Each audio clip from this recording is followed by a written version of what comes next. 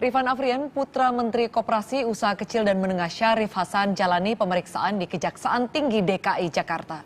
Rifan diperiksa dalam kasus dugaan korupsi pengadaan Videotron di Kementerian Koperasi dan UKM tahun 2013.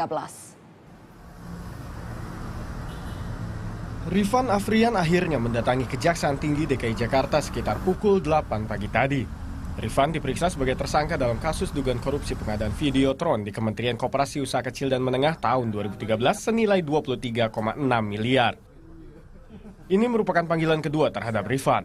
Setelah pada Senin kemarin, putra dari Syarif Hasan ini sempat mangkir dari panggilan. Selama pemeriksaan yang berlangsung selama 8 jam, Rifan dicecar 33 pertanyaan. Namun dirinya enggan memberikan komentar seputar materi pemeriksaan kali ini.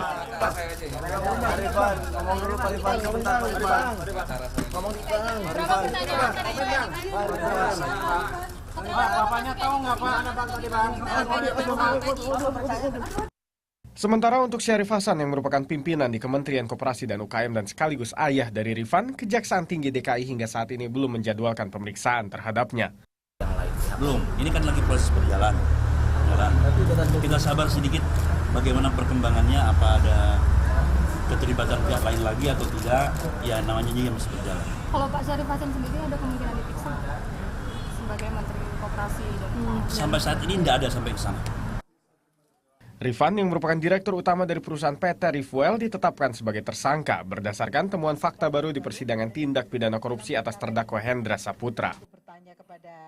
Kasus ini berawal ketika Rifan membentuk perusahaan PT Imaji Media dan mengangkat Hendra Saputra sebagai direktur utama. Selanjutnya, perusahaan PT Imaji Media memenangi tender proyek pengadaan Videotron di Kementerian Koperasi dan UKM. Namun berdasarkan audit dari Badan Pemeriksa Keuangan, ditemukan adanya kelebihan pembayaran yang tidak sesuai spesifikasi teknis sebesar 2,6 miliar rupiah. Selain itu, Hendra Saputra dalam melakukan pencairan dana pada proyek pengadaan Videotron ini juga atas kuasa dari Rifan. Atas perbuatannya, Rifan dijerat pasal 2 dan 3 Undang-Undang tentang Pemberantasan Korupsi dengan ancaman maksimal 15 tahun penjara. Oktabari melaporkan untuk NET.